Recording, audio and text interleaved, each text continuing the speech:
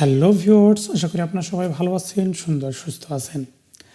ওয়ার্ডপ্রেসের নতুন আরেকটি ভিডিওতে আপনাদের সবাইকে স্বাগতম। আজ আমরা কথা বলবো ওয়ার্ডপ্রেস ড্যাশবোর্ডের library and add new option নিয়ে। আমরা লাইব্রেরি অপশনটাতে কী রয়েছে এবং এর কাজ কী এবং লাইব্রেরি থেকে অ্যাড নিউর মাধ্যমে আমরা কী করতে পারি তার বিশদ বিস্তারিত থাকতেছে আজকে।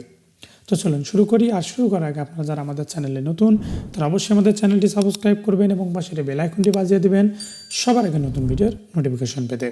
আর সেই সঙ্গে যারা ফেসবুক পেজ থেকে ভিডিওটি দেখতেছেন তারা অবশ্যই আমাদের ফেসবুক পেজটি ফলো করবেন, ভিডিওগুলিতে লাইক করবেন এবং শেয়ার করবেন নতুন ভিডিওর আপডেট পেতে। তো চলুন ইন্ট্রোর পর ফিরে আসি।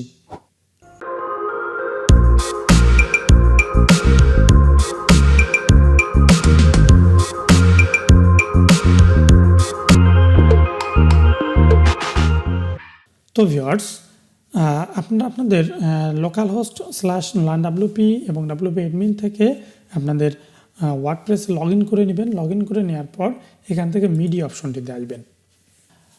মিডিয়া অপশনে এসে আপনি এখান থেকে দেখতে পাবেন যে এখানে দুটি অপশন রয়েছে। এক হচ্ছে মিডিয়ার আন্ডারে, সেটি হচ্ছে লাইব্রেরি অ্যান্ড অ্যাড নিউ। তো মিডিয়া লাইব্রেরি অ্যান্ড অ্যাড নিউটা হচ্ছে এরকম যে আপনি আপনার ওয়েবসাইটে যতগুলো পোস্ট করবেন সেই পোস্টের আন্ডারে থাকতে পারে অডিও, থাকতে পারে ভিডিও, থাকতে পারে ইমেজ, থাকতে পারে ডকুমেন্ট, সেপারেশন, স্প্রেডশিট, রিসিপ্ট, এই মেইন মোর অনেক কিছু আপনাদের এখানে থাকতে পারে, জিপ ফাইল থাকতে পারে। সেগুলো যে আপনি আপলোড দেবেন সেই আপলোডের যে ফাইলগুলো রয়েছে সবগুলো আপনি এখানে লাইব্রেরিতে দেখতে পাবেন, ঠিক আছে। এবং এখান থেকে আপনি আলাদা আলাদা করে সেগুলো সিলেক্ট করলে সেগুলো আপনাদের এখানে শো করবে এবং সেগুলো ডেট অনুযায়ী সে করবে। আপনি কোন ডেটে আপলোড করেছেন সেই ডেট সিলেক্ট করলেও সেই ডেট অনুযায়ী ইমেজ বা ওই উক্ত ফাইলগুলো এখানে শো হবে, ঠিক আছে। এবং চাইলে আপনি অল সিলেক্ট করে ডিলিট করতে পারেন, ঠিক আছে। এখানে এভাবে আপনি মিডিয়াগুলো শো করাইতে পারেন, আবার এভাবে ছোট ছোট করেও শো করাইতে পারেন, তবে এটা বেস্ট, ঠিক আছে। এটা হচ্ছে মিডিয়ার আন্ডারে লাইব্রেরির অপশন, এখানে অল শো করাবে। এবং যেখানে অ্যাড নিউ রয়েছে, অ্যাড নিউর মানে হচ্ছে আপনি এখানে লাইব্রেরিতে নতুন কোনো ইমেজ বা যে কোনো একটা ডকুমেন্ট এখানে আপনি আপলোড করবেন। যেমন এখান থেকে সিলেক্ট করার পর এখান থেকে যে কোনো একটা ডকুমেন্ট আপনি আপলোড করতে পারেন। যদি আমি এই ইমেজটা আপলোড করি, ওপেন করে দিই, তাহলে একটু দেখুন যা আসছে, জাস্ট এটা কিন্তু দেখেন আপলোড 40 MB মিনিমাম, আপনি ম্যাক্সিমাম 40 MB আপলোড করতে পারবেন। আমাদের কিন্তু এটা অলরেডি আপলোড হয়ে গেছে, ঠিক আছে।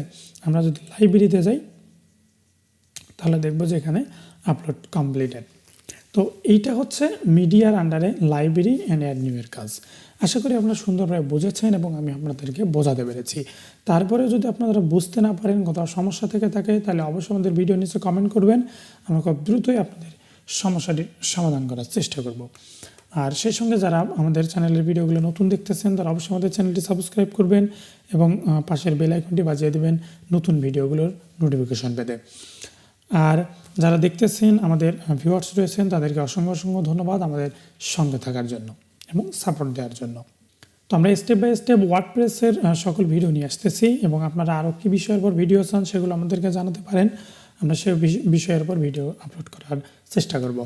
আর আমরা অলরেডি ওয়ার্ডপ্রেস পরিচিতির শেষে আমরা আপনাদেরকে ওয়ার্ডপ্রেস থিম কাস্টমাইজেশন নিয়ে আসতেছি, যেখানে আমরা 3000 থিমস কাস্টমাইজেশন করে দেখাবো এবং ওই থিমস অ্যান্ড প্লাগইনগুলো আপনাদেরকে প্রোভাইড করব, যেখান থেকে আপনারা নিয়ে প্র্যাকটিস করতে পারেন এবং আপনাদের নিজের কাজে ব্যবহার করতে পারেন। তো সেই ভিডিওগুলো পেতে আমাদের সঙ্গে থাকুন। তো দেখা হচ্ছে নেক্সট ভিডিও টিউটোরিয়ালে। আজ এ পর্যন্তই, সবাই ভালো থাকবেন, টাটা, বাই বাই।